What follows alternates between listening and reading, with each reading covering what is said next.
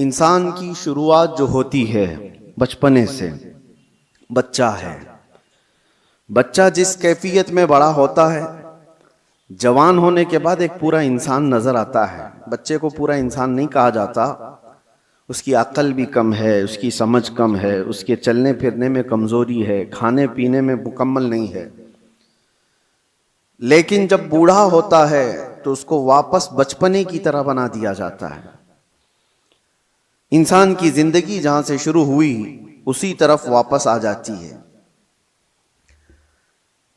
अब इस आयत की तफसीर में उलमा इज़ाम, मुफस्सिरीन इज़ाम ने फरमाया है कि एक हालत से दूसरी हालत की तरफ फेर दिया जाना, इसको नुनक्किसहु फिल खल्क कहा जाता है। सूरह यासीन की जो आयत मैंने आपके सामने पढ़ी, हमारी जिंदगी जैसे शुरू हुई, बचपने में दांत नहीं थे, सिर्फ दूध पी सकते थे और कोई हार्ड ग़िज़ा नहीं खा पाते हैं। बचपने में हाजमा इतना मजबूत नहीं था कि गोश्त मछली सब खा लें, वो नरम ग़िज़ा खाता। बचपने में वो खुद से चल नहीं पाता था, किसी के सहारे की ज़रूरत होती थी। बचपने में बोलने में ततलाहट आती, साफ साफ अल्फाज नहीं बोल पाता। छोटा बच्चा एक सवाल को बार बार करने लगता है, उसी चीज को बार बार पूछता है। छोटा बच्चा कभी कभार खुद से पेशाब पखाना कर लेता है, उसे एहसास नहीं हो पाता बिस्तर में। उसकी सफाई के लिए उसके साथ किसी की जरूरत होती है।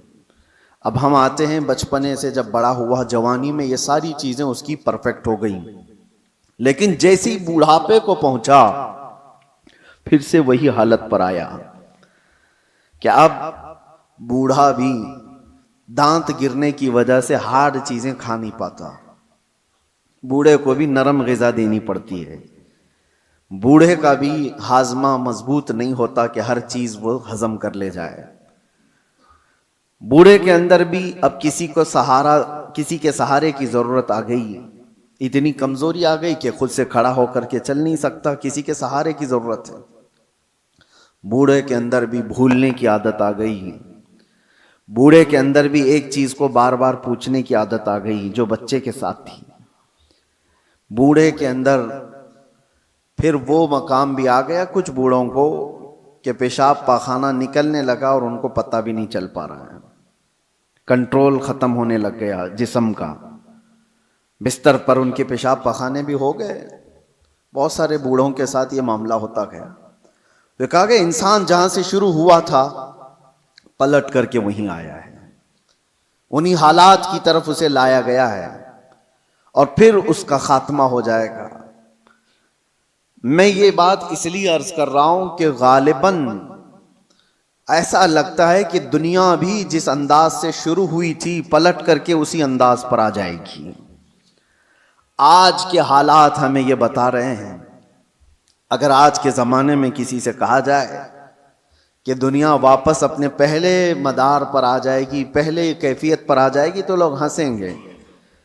दुनिया की पहली वाली कैफियत ये है, ज़मीन में बीज बो, फसल आए तो अनाज निकालो, चक्की में आटा पीसो, रोटी बनाओ और खाओ। ना कोई मशीन का तस्वुर।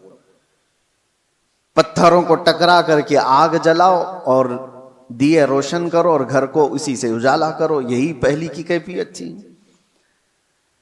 कपड़े अपने हाथ से सिलो, बाकी कोई चीज नहीं थी। घोड़सवारी करो, कोई सवारी नहीं थी। न कार, न गाड़ी, न प्लेन, न ट्रेन, कोई चीज नहीं थी। जानवरों पर सवारी किए जाते थे। दुनिया की ये पहली कैफियत है। आज मैं अगर कहूं कि दुनिया की उसी पहली कैफियत पर वापस आना पड़ेगा तो लोग हंसेंगे। ऐसा कैसा पॉसिबल है? मुमकिन नहीं है। लेकिन मेरे अजीजों, आज मैं एक बहुत अहम बात आपके सामने रखने जा रहा हूं। हो सकता है दुनिया उसी पहली वाली कैफियत पर वापस आ जाएगी, उसी कैफियत पर जहां से शुरू हुई थी। आज के हालात देखकर यह लगता है पेट्रोट मिसाइल और न्यूक्लियर वेपन्स के जरिए से पूरी दुनिया ऐसी तबाह हो रही है। ये तो अभी हथियारों का इस्तेमाल पूरा नहीं हुआ, जो हथियार ये सुपर पावर कंट्रीज बना करके बैठे हुए हैं, इनका अभी इस्तेमाल नहीं हुआ है। 1945 में जो न्यूक्लियर का इस्तेमाल हुआ था, उसका असर आज तक होता है जापान में, नागासाकी और हिरोशिमा में। आज से तकरीबन 70 साल पहले इस्तेमाल की हुई चीजों का आज भी असर है। नस्लें वहां की लंगड़ी लूली हैं, जमीन बंजर है कि कभी सब्जा नहीं उगेगा, और उस जमाने में बनाया हुआ वो न्यूक्लियर वेपन था। 70 साल के बाद तो टेक्नोलॉजी बहुत आगे बढ़ चुकी है। आज के इनके पास जो न्यूक्लियर वेपन है, जो दानिश्वर बताते हैं कि एक कंट्री ही जिसके पास न्यूक्लियर, अमेरिका हो या रशिया हो, वो 9 बार दुनिया को तबाह कर सकते हैं। पूरी दुनिया की बात कर रहा हूं, इतने हथियार वो जमा करके रखे हुए हैं। उनका तो अभी इस्तेमाल नहीं है, बड़े बड़े मिसाइल का अभी इस्तेमाल नहीं। लेकिन मैं आपको जो बात छेड़ा कि क्या दुनिया वापस अपने पहली कैफियत पर आएगी, मैं आपको बहुत कोई पेशन गोई करने वाला, प्रेडिक्शन करने वाला, उस अंदाज में भविष्यवाणी करने वाला उस अंदाज से नहीं बता रहा हूं। कराइन और कयास, आज एक ही एनर्जी पर आपकी रोक लगा दी जाए तो दुनिया में हमारी जिंदगी ठप पड़ सकती है। आपको पता है, तेल और गैस के मामलात में आज दुनिया जूझ रही है। सिर्फ ये इंडियंस का मसला नहीं है, तकरीबन दुनिया का। और आपको अंदाजा होना चाहिए, ये जो जंग चल रही है अमेरिका, ईरान, इजराइल के बीच में, सबको खबर है। तकरीबन आज इंटरनेट से सब लगे हुए हैं और खबरें लेते रहते हैं। ईरान के पास एक हुर्मुज स्ट्रेट है जिससे सारे शिप्स गुजरते हैं। दुनिया वहां से अपने तेल और गैस और फर्टिलाइजर की खपत करती है, लेती है, देती है।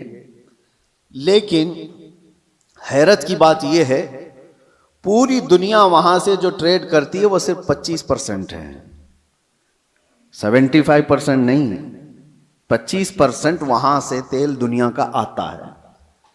मुझे हैरत इस बात की होती है कि ईरान ने सिर्फ 25% पर रोक लगाई तो अभी दुनिया इसकी हालत ये है।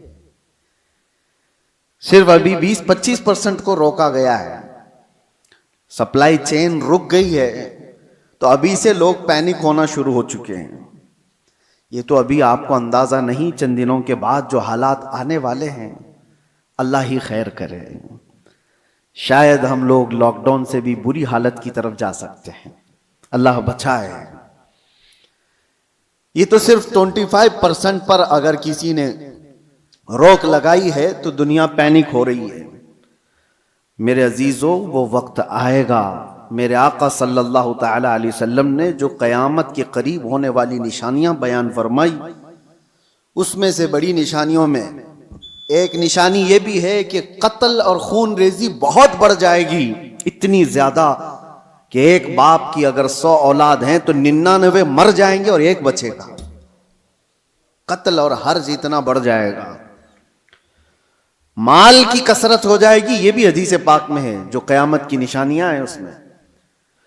और ये जो हालात हैं, अभी किसी ने एक हदीस भी सोशल मीडिया पर नश्र करके बहुत वायरल किया था, उस पर भी मैं आपसे गुफ्तगू करूं।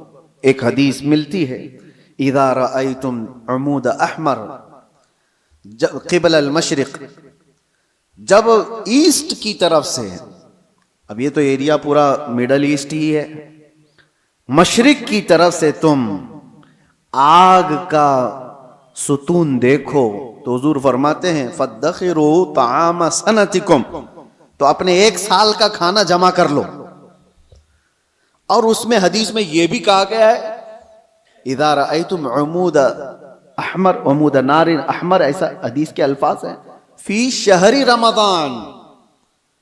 हदीस में यह मिलता है कि रमजान के महीने में जब मशरिक की तरफ तुम आग उगलती हुई देखो तो अपने साल भर का खाना पानी जमा कर लो। अब एक तरह से इस हदीस पर जो कलाम है वो भी मैं अर्ज कर दूं। अक्सर अइम्मा इकराम ने इस हदीस को ज़ईफ करार दिया है, और ज़ईफ अहादीस बहुत सारी आमाल में मकबूल होती हैं, लेकिन जिन अइम्मा ने इसको जिक्र किया, अब उसकी तशरीह हम ये नहीं कहते कि जिस आग का और जिस सुतून का जिक्र आया है वो यही जंग के मुतालिक है और यही ईरान से निकलने वाली आग का है, यह हम यकीन के साथ नहीं कहते। लेकिन अल्फाज ये मिलते हैं कि मशरिक की सिमत से अगर तुम आग का मीनार देखो, ये मिसाइल जब उड़ते हैं तो ये आग का मीनार ही बन जाते हैं, आग का सुतून बन जाते हैं। बहरहाल बहुत सारी अलामात ऐसी हैं मेरे अजीजों, जिससे ये अंदाजा तो है कि ये आपस में दुनिया को तबाह करेंगे, ये ताकतें टकराएंगी और दुनिया को तबाह करेंगे। आम लोगों की मौत कसरत से होगी, बड़े लोग अपनी अपनी सिक्योरिटी और अपनी हिफाजत का इंतजाम करके बैठे होंगे। आम इंसानों को मरने के लिए छोड़ दिया जाएगा। जंगों में सबकी तबाही है। कहने को तो अमेरिका कल ऐलान कर देगा कि हम जीत गए। जीत किस बात की है? क्या इंसानों के हजारों कत्ल के बाद कोई जीतता है? इधर भी कत्ल उधर भी कत्ल और इंसानों की मौत के बाद विनर किसको कहा जाता है? ये तो सिर्फ और सिर्फ अपने नफ्स को बड़ा बनाने का एक जरिया है, बाकी जीत किसी की नहीं होती। जंगों में मरते इधर भी हैं, मरते उधर भी हैं। हाँ, इतना है कि इधर कम मरे उधर ज्यादा मरे, लेकिन मौत तो है। तो ना हक जो लोगों का कत्ल होता है और इंसान इसमें मारे जाते हैं, ये सिर्फ और सिर्फ ताकतों के टकराव से है। मैं आपसे एक बात अर्ज कर रहा हूं, अंदाजा करो कि अगर दुनिया ने तुम्हारे सप्लाई चेन की नस को थोड़ी देर के लिए रोक लिया तो तुम क्या करोगे? एक वक्त वो आएगा जब मुखबिर सादिक सल्लल्लाहु ताला अलैहि वसल्लम ने फरमाया, कहत इतना ज्यादा हो जाएगा कि लोग एक दूसरे का गोश्त खाने की कोशिश करेंगे। कहत साली ऐसी आ जाएगी। सारी कहत साली किसको कहते हैं? कहत। एक हदीस में तो मिलता है कि दज्जाल के आने से 3 साल पहले पहला साल ऐसा होगा कि जमीन 1/3 हिस्सा सब्जा उगाना रोक देगी और आसमान 1/3 हिस्सा बारिश बरसाना छोड़ देगा। और दूसरा साल ऐसा आएगा कि जमीन आधा हिस्सा सब्जा उगाना छोड़ चुकी होगी और आधा हिस्सा आसमान बारिश बरसाना रोक देगा। और तीसरा साल ऐसा आएगा कि जमीन पूरा हिस्सा सब्जा उगाना छोड़ चुकी होगी और आसमान पूरा ही बंद हो चुका होगा, कोई बूंद कतरा नहीं गिरेगा बारिश का। और उस वक्त लोग कहत में ऐसे मुब्तला होंगे कि उनके पास खाने पीने की कोई चीज नहीं रह जाएगी।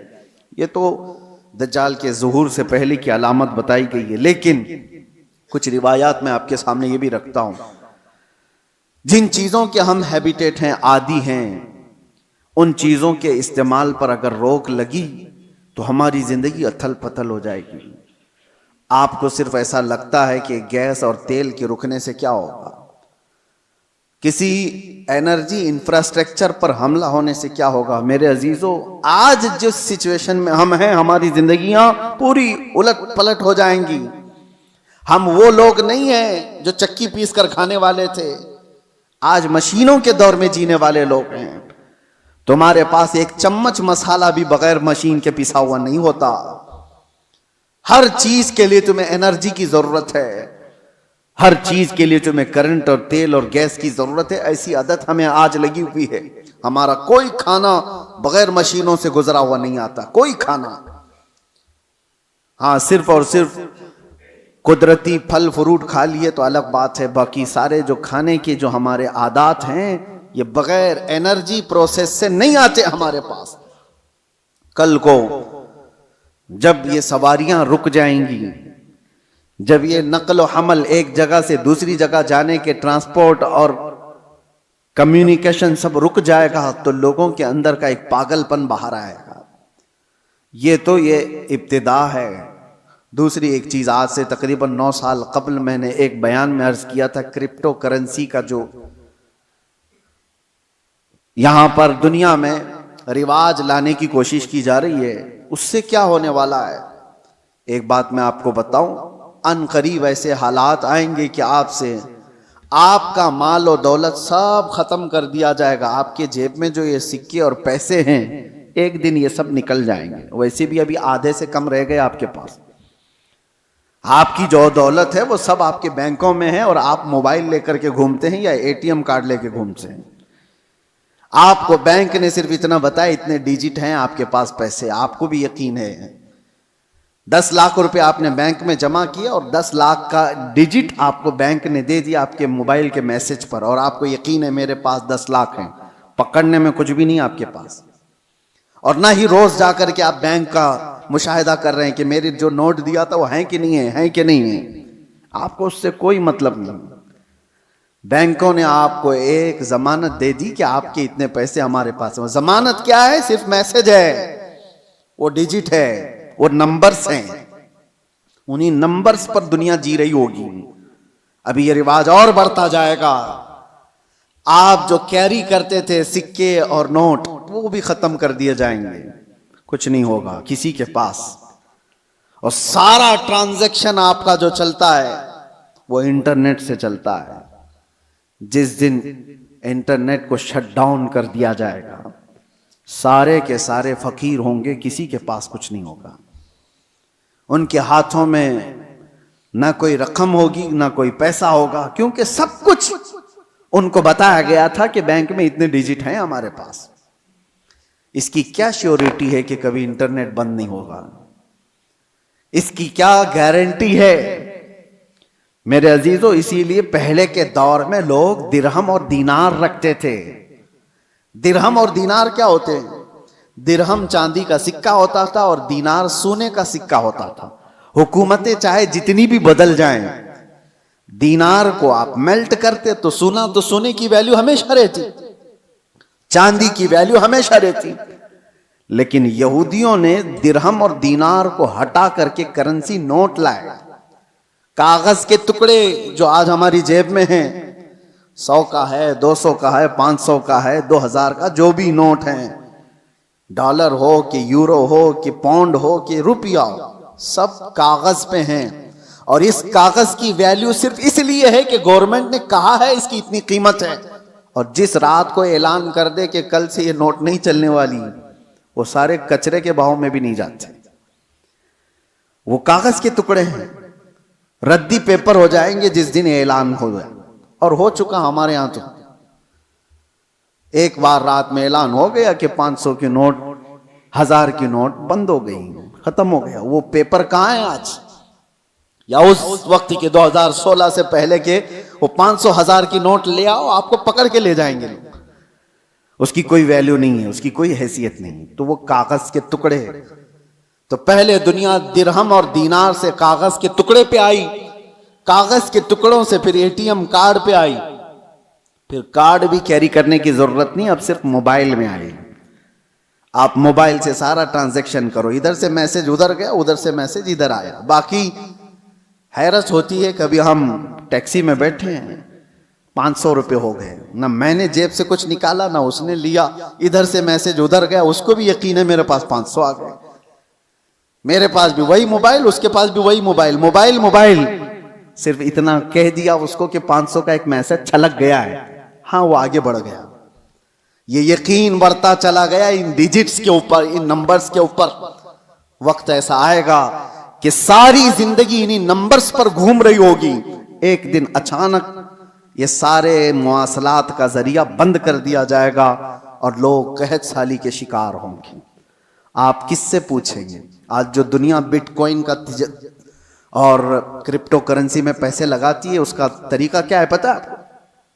बिटकॉइन एक गायबाना करेंसी है, किसी कंट्री की करेंसी नहीं। डॉलर आपने देखा है, यूरो आपने देखा है, पाउंड इंग्लैंड का आपने देखा, रुपया भी देखा है। बिटकॉइन क्या है वो देखा ही नहीं किसी ने, वो है ही नहीं। वो एक क्रिमिनल दुनिया चलाती है और उन्होंने अपनी एक कीमत उसकी लगाई है और रोज बढ़ती जाती है कीमत। 40 लाख, 50 लाख, 60 लाख एक एक बिटकॉइन खरीदने के लिए लोग पैसे लगाते हैं। आपने 60 लाख रुपए देकर एक बिटकॉइन खरीदा, सामने वाले ने कहा कि हाँ एक बिटकॉइन आपका है। कहां है वो? उसने नंबर दिया है खाली, कोई सोना और चांदी उठा के नहीं दिया, कोई गारंटी नहीं है। बस इस पर भी दुनिया पागल है और लाखों की तादाद में क्रिप्टो करेंसी और ये बिटकॉइन को खरीदने के लिए पागल है दुनिया, पैसे लगाई हुई है। जो चीज दिख ही नहीं रही है उसको भी खरीदा जा रहा है, लिया जा रहा है। मेरे अजीजों, मैं आपको उन आखिरी अलामात के बारे में कह रहा हूं कि दुनिया कभी तरक्की करते करते करते इतने आगे जा चुकी जो उसकी खुद की तबाही का जरिया है। इंसान खुद अपने आप को तबाह कर लेगा। आज ये तमाम जराया पर निर्भर होकर के रहना, यह हमारी तबाही के करीब जाने का है। अब मेरी बातों को कुछ मॉडर्न लोग ये कहेंगे कि ये पुराने ख्यालात की बात कर रहे हैं, तरक्की को नहीं चाहते हैं, आसानी को नहीं चाहते। मेरे अजीजों, तरक्की और आसानी कौन नहीं चाहता, लेकिन तुम्हारे पास श्योरिटी और गारंटी क्या है? किसी चीज की नहीं। और आज दुनिया को जिस अंदाज से निर्भर करके रखा गया है, तकरीबन पौनी दुनिया ऐसी है आज जो क्रेडिट पर तिजारत करती है, सूद पर तिजारत करती है। सबको क्रेडिट कार्ड पकड़ाए गए हैं, तुम सूद भरते रहो, इंटरेस्ट भरते रहो। लोन की दुनिया पर आधे से ज्यादा दुनिया चल रही है। मेरे अजीजों, यही कुर्बे क़यामत की अलामात हैं, ये निशानियां हैं। मैं आज ही पढ़ रहा था हदीस पाक, हुजूर सल्लल्लाहु तआला अलैहि वसल्लम की एक हदीस है, लोग जिना रास्ते पे ऐसा कर रहे होंगे जैसे गधे और कुत्ते करते हैं। और उस जमाने में सबसे शरीफ आदमी कौन होगा पता है आपको? जिना कर रहे होंगे लोग नंगे होकर के, उनमें सबसे शरीफ आदमी वो होगा जो ये कहेगा कि भाई थोड़ा दीवार के पीछे चले जाओ। वो सिर्फ इतना कहने वाला उस जमाने का सबसे शरीफ आदमी होगा। जो गुनाह कर रहा है उनसे सिर्फ वो इतना कहेगा कि दीवार के पीछे चले जाओ। इतना कहने वाला उस जमाने का शरीफ आदमी होगा। वो जमाना करीब है मेरे अजीजों। और यहां तक कि ईमान वालों को लोग ताना मार रहे होंगे, इसको देखो ये मुसलमान है, इसको देखो, ऐसे ताना मार रहे होंगे जैसे चोरों को ताना मारा जाता है। ईमान पर जिंदा रहना और कायम रहना एक बड़ा मुश्किल हो जाएगा। आज आपके सामने मैं ये सारी बातें इसलिए रख रहा हूं कि हम कब्रिस्तान की तरफ से गुजरेंगे तो ये एहसास करेंगे जो कब्र में सोया है वो कितना महफूज है, काश उसकी जगह मैं होता। हुजूर ने फरमाया, हदीस है ये, क़यामत के करीब तुम कब्रिस्तान से गुजरोगे तो ये तमन्ना करोगे कि कब्र में सोया हुआ आदमी कितना अच्छा है कि वो मुझसे पहले दुनिया में फितनों से महफूज चला गया। आज ये सारे फितने वो नहीं देख रहा है। एक बात आप याद रख लेना, ये जंगों के हालात दुनिया को अभी बदल के रखने वाले हैं। अगले साल तक अल्लाह ने अगर जिंदगी दी तो देखना दुनिया का नक्शा बदल चुका होगा, जीने के अंदाज बदल चुके होंगे। बहुत सारी नई चीजें आपको सुनने में आएंगी और देखने को मिलेंगी, तौर तरीके बदल चुके होंगे। अचानक होने वाले हालात पूरी दुनिया को एकसर बदल कर रखेंगे। इसलिए हर घड़ी आप एक्टिव रहो कि ईमान के साथ दुनिया से जाना है। इन फितनों के दौर में हर घड़ी आप अपने ईमान की हिफाजत की फिक्र करो। अब जो दौर आ रहा है इससे खतरनाक दौर दुनिया की इब्तिदा से लेकर अब तक नहीं आया, कभी नहीं। इससे ज्यादा खतरनाक दौर कभी पहले नहीं आया। जो आने वाला है वो दज्जाल के ज़हूर का जमाना है। नबी अकरम सल्लल्लाहु अलैहि वसल्लम ने फरमाया, रुए जमीन पर सबसे बड़ा फितना होगा दुनिया का। और नबी आखिरुज़्ज़मा खुद दुआ करते थे अल्लाह की बारगाह में कि अल्लाह मुझे दज्जाल की फितनों से महफूज रख। तो सैयदुल अंबिया जिसकी दुआ करके पनाह मांगते हो, हमारा हशर क्या होगा, हमारा हाल क्या होगा। जिसको बचने की फिक्र होगी अल्लाह उसकी हिफाजत करेगा। जो बचने की फिक्र ही नहीं करता हो, खौफ ही ना हो उसके दिल के अंदर, फिर तो वो खत्म हो जाएगा। अब मैं एक और हदीस बयान करके मेरे अपने मौजू के सिलसिले में, मैंने आज क्यों छेड़ा इसको, ईरान, अमेरिका, इजराइल, ये दुनिया में अभी सबकी जुबानों पर चल रहे जंग के हालात हैं। इस दौरान मैंने हदीस ये पढ़ा कि दज्जाल के जाहिर होने का वक्त जो है वो अल्लाह बेहतर जाने, लेकिन जो जगह है नबी पाक सल्लल्लाहु अलैहि वसल्लम ने फरमाया वो भी ईरान की तरफ से ही जाहिर होगा। दज्जाल के जाहिर होने की जगह जो बताई गई वो मशरिक की तरफ से जाहिर होगा। ईरान का एक शहर है इस्फहान, नबी पाक सल्लल्लाहु तआला अलैहि वसल्लम फरमाते हैं यतबउद दज्जाल मिन इस्बहान 70 अल्फन। हुजूर फरमाते हैं इस अस्फहान शहर से 70,000 यहूदी दज्जाल की फौज में शामिल होंगे। अब ये अस्फहान कहाँ है? अस्फहान तो ये ईरान का शहर है। 70,000 यहूदी हैं यहां पर?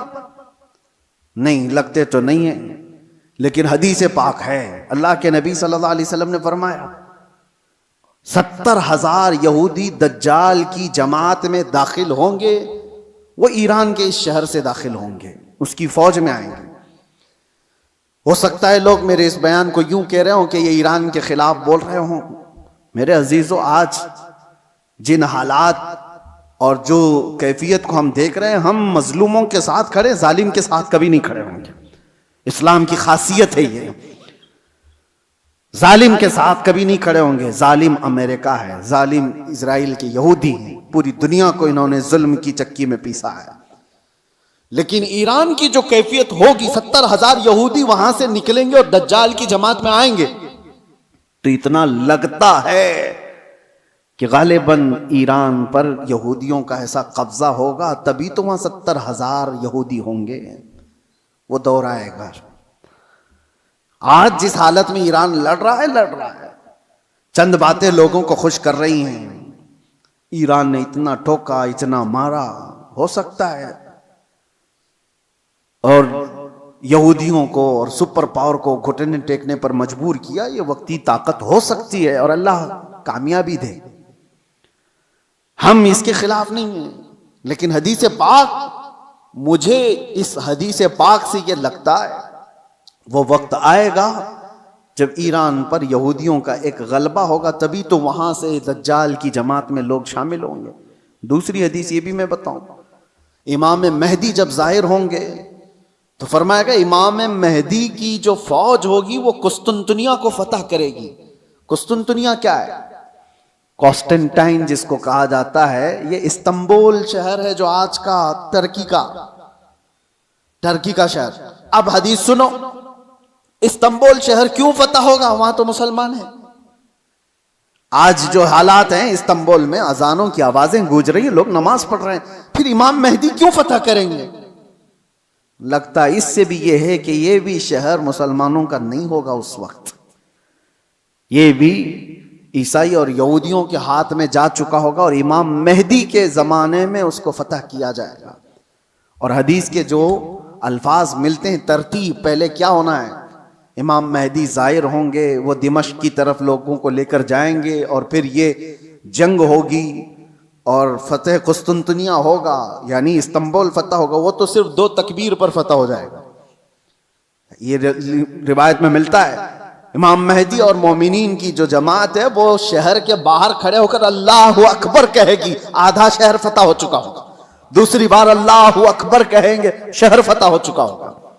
बड़ी जंग का जिक्र नहीं है, और फतह हो चुका होगा उसी वक्त ये अफवाह फैल जाएगी दुनिया में कि दज्जाल जाहिर हो गया है और उसका फितना मशहूर हो गया है। तो इमाम मेहदी के साथ जो लोग होंगे वो दज्जाल के मुकाबिल में वहीं से निकलेंगे। तो इमाम मेहदी के मुतालिक जो बात है, अभी जो मैंने कहा कुस्तुनतुनिया, ये भी इस्तांबुल शहर उस वक्त शायद हम मुसलमानों के हाथ में नहीं होगा, तभी तो फतह होगा।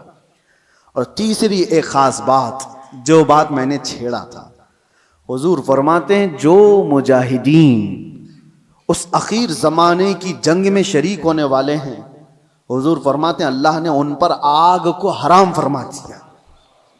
वो रुए जमीन के बेहतरीन लोग होंगे जो इमाम मेहदी की फौज में शामिल होकर मुकाबला कर रहे होंगे दज्जाल से।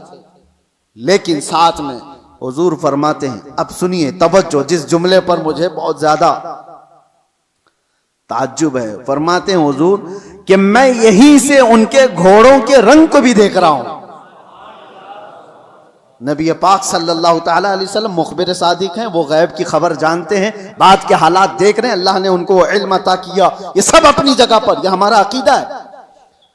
लेकिन इस जुमले पर तवज्जो करें, क्या उस जमाने की फौज घोड़े पर बैठी होगी? हुजूर फरमाने में उनके घोड़ों का रंग देख रहा हूं।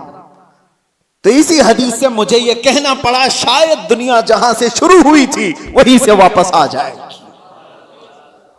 दौर ऐसा आ जाएगा कि जहां से दुनिया शुरू हुई थी वो घोड़सवारी थी, सवारियां थी, लड़ाई के दौर भी तलवारों के थे, नेज़े और भाले के थे, मिसाइल और ये सारे जेट तैयारे नहीं थे।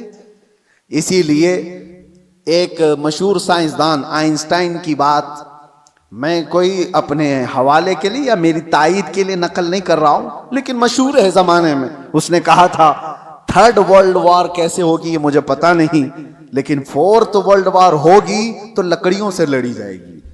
तो उससे पूछा गया ऐसा क्यों? कहा थर्ड वर्ल्ड वॉर में दुनिया इतनी तबाह कर देंगे ये लोग न्यूक्लियर पावर से कि कुछ बचा ही नहीं होगा, और बाद में जो लोग बचे होंगे वो लकड़ियों से लड़ेंगे। या उसके अपने प्रिडिक्शन हो सकते हैं, मैं अपनी तायद में नहीं कह रहा हूं, लेकिन हदीस है पाक, हुजूर पाक सल्लल्लाहु तआला अलैहि वसल्लम फरमाते हैं।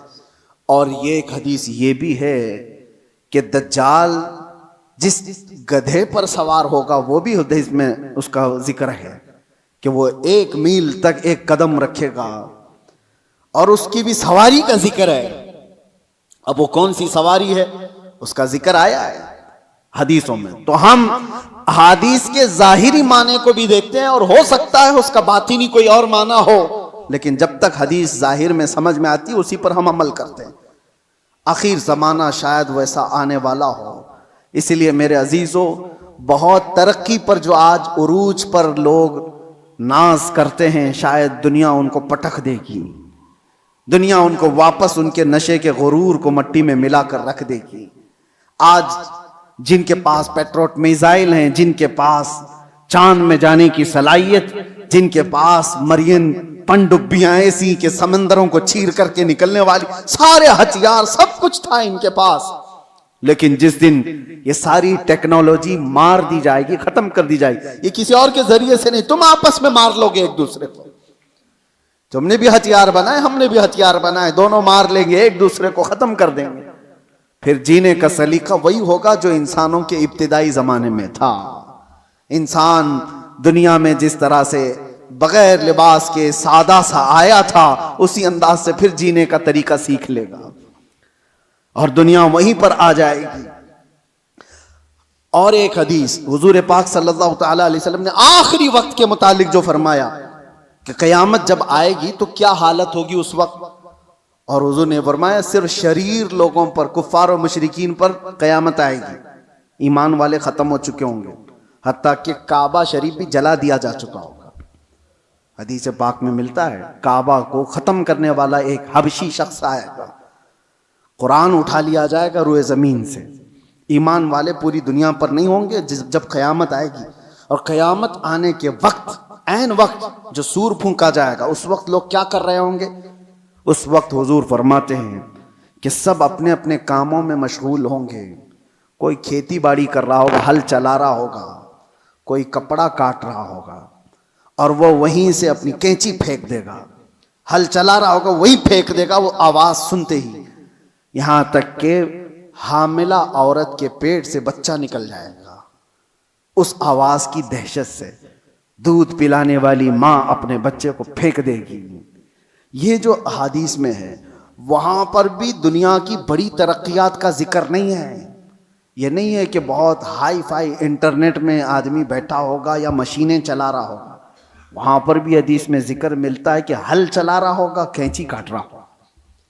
तो फिर मुझे यही कहना पड़ता है कि दुनिया जहां से शुरू हुई थी उन्हीं हालात पर आ जाएगी। ये कैंची हाथ में लेगी और हल हाथ में लेगी, जमीन में बीज बोएगी और फसल उगाएगी, और जब आएंगे तो चक्की पीस करके अपने घर के खाने का इंतजाम करेगी। बहरहाल जो भी हालात हैं, हम दुनिया के आखिरी वक्त पर आ चुके हैं। और एक ये भी बात मैं कह करके जाता हूं, बाज बुजुर्गों ने फरमाया इमाम मेहदी कब जाहिर होंगे, तो उसके मुतालिक बुजुर्गों ने फरमाया जब सारे मोमिनीन दुआ करने लग जाएं कि ऐ अल्लाह इमाम मेहदी को जाहिर फरमाते, तो अल्लाह तबारक व तआला करीब है कि उनको जाहिर फरमाएगा। लेकिन आज की सिचुएशन ये है, मैं देखता हूं हम सारी दुआएं करते हैं, क्या मोमिनीन की आम जमातें इमाम मेहदी के जाहिर होने की दुआ करते हैं कहीं? ये दुआ का भी रिवाज आम हो जाए कि अल्लाह इमाम मेहदी को जाहिर फरमाते। जब ये दुआ कसरत से होने लगी कि वो आ जाएंगे इमाम मेहदी के जाहिर होने की। और दूसरी हदीस ये भी है, यदहालुन नासु, हुजूर फरमाते हैं अन जिक्री दज्जाल, दज्जाल का जिक्र करना लोग छोड़ चुके होंगे, उलमा मिंबरों से बयान करना खत्म कर चुके होंगे, तब दज्जाल आएगा। जब तक दज्जाल के बारे में अवेयरनेस होगा लोगों के दरमियान, दज्जाल नहीं आएगा। लोग बयान करना छोड़ चुके होंगे और उसका जिक्र करना तर्क कर चुके होंगे। ये दोनों चीजें हमारे अंदर आने ना पाए। अल्लाह तबारक व तआला हम सबको आखिरी जमाने की फितनों से महफूज फरमाए। आज जो होने वाले हालात हैं उसके लिए आप अपने अपने इंतजामात में, लोग आज अपना राशन पानी सब जमा कर रहे हैं, मैं कहता हूं अपना ईमान भी जमा करके रखो, अपने आमाल और अपने अकीदे की हिफाजत करो। कल के आने वाला दौर, एक दिन दो दिन रोटी ना खा करके अगर आप रह भी जाओगे लेकिन ईमान के बगैर दुनिया से जाओगे तो हमेशा जहन्नम में जलाए जाओगे। ईमान की हिफाजत भी आज उतनी ही जरूरी है, इसलिए कि आदमी जब मुसीबतें आती हैं तो इनकार खुदा कर बैठता है, वो लोगों के पीछे चल भागता है। वो दौर आएगा जब लोग अपने माल की तरफ तुम्हें बुलाएंगे, तुम्हारे पास होगा कुछ नहीं तो भागोगे उनके पास, अपना ईमान भी बेच दें, सब कुछ, कि मुझे मेरे बच्चों को खिलाना है, मैं आज इसके पास जाऊंगा, इसके पास माल है, इसके पास खाना पानी है, इसके पास राशन है, ये सब कुछ दे रहा है। ये कहा गया कि दज्जाल रोटियों के पहाड़ लेकर चलेगा। जब दुनिया में कहत होगा, लोग खाने के मोहताज होंगे और दज्जाल के पास ग़िज़ा के पहाड़ होंगे, चल रहे होंगे साथ में। दुनिया भूखी उसके पीछे लपक जाएगी कि रोटियों का पहाड़ इसके साथ है, तो खाने का जखीरा जिसके पास होगा दुनिया पागल की तरह उसकी तरफ लपक जाएगी। तो आने वाला दौर अगर कहत का है तो आप ये भी ईमान रखो कि जहां खाना बट रहा है वहां ईमान वाला नहीं जाता। जहां मेरे मुस्तफा की मोहब्बत बट रही है, भूख को तर्क करेगा, मेरे आका के कदमों को इख्तियार करेगा। अल्लाह ताला हमें हुजूर के कदमों में जिंदगी अता फरमाए, ईमान के साथ जिंदा रखे और ईमान के साथ इस दुनिया से उठाए। व आखिर दावाना अनिल हम्दुलिल्लाहि रब्बिल आलमीन। अस्सलामु अलैकुम।